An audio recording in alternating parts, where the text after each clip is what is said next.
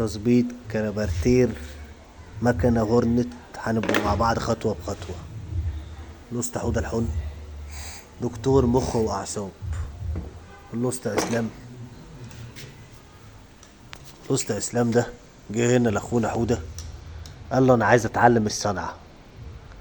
الأسطى حوده طبعا ما بيبخلش على حد بحاجة، وقفوا معاه وعلمه، فهموا كل ثغرات المكن الياباني، وما بخلش عليه بمعلومة واحدة، لأنه يعني بيعتبر انه مؤمن بمقولة خيركم من انفع الناس.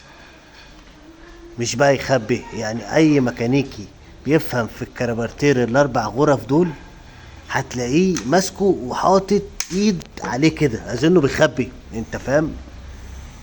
بس اللوست حوده لا، مش تبعه، بيحب يورث، لان اللوست حوده ده كبر في السن، كبر في السن، والجيل اللي طالع كله جيل طالع راكب تكاتك.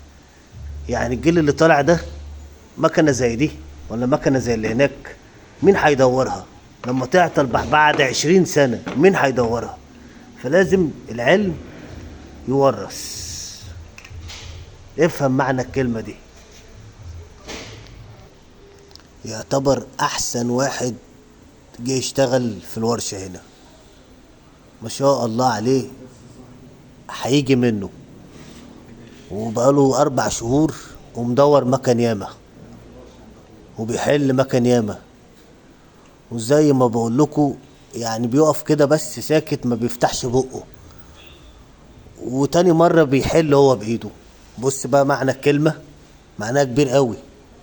يعني هو بيقف زي ما انتوا شايفين كده، تاني مرة بيقفل ويحل هو بإيده.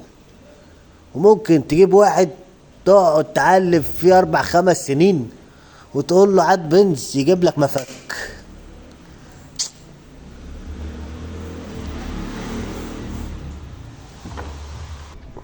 اهو هندوروا المكنة وان شاء الله تتظبط.